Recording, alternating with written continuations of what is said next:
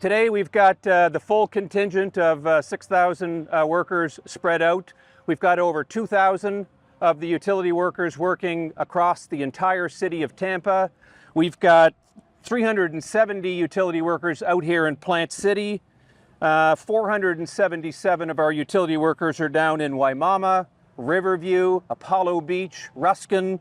We've got 430 utility workers out in Winter Haven and Auburndale, Polk City, and we've got over 200 utility workers up in Dade City. So we have got our full team blanketing our entire service territory, doing what we can to take another big bite out of that outage count today.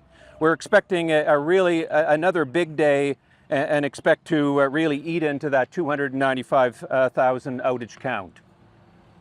I wanted to hit on two issues that have sort of cropped up I've been hearing about over the past day or so, and I wanted to hit those head on. The first one is we're hearing from customers who will say, my neighbors across the street, they've received power, but I haven't received power on my side of the street yet. And so what's that all about?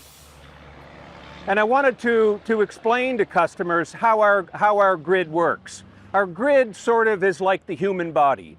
Our power plants are like our heart. They push the blood out into our body. Our power plants push electricity out into the grid. And then we have the arteries in our body are our big transmission lines. They carry the blood, in our case electricity, into all parts of our service territory. And then once the arteries sort of move the blood out, in our body, we have capillaries that get the blood into every individual cell and tissue in the body. For us, that's our distribution network that carries electricity from our transmission system, the arteries, into individual homes.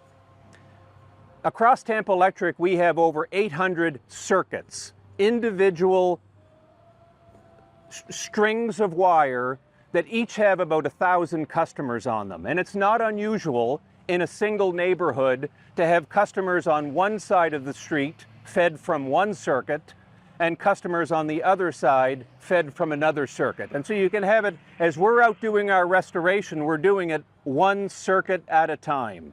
And so as we energize a circuit, lights will come on. That could be on one side of the street. It doesn't mean that we have forgotten about you. It more than likely means we just haven't gotten to your circuit yet. So I just wanted to explain that to our customers.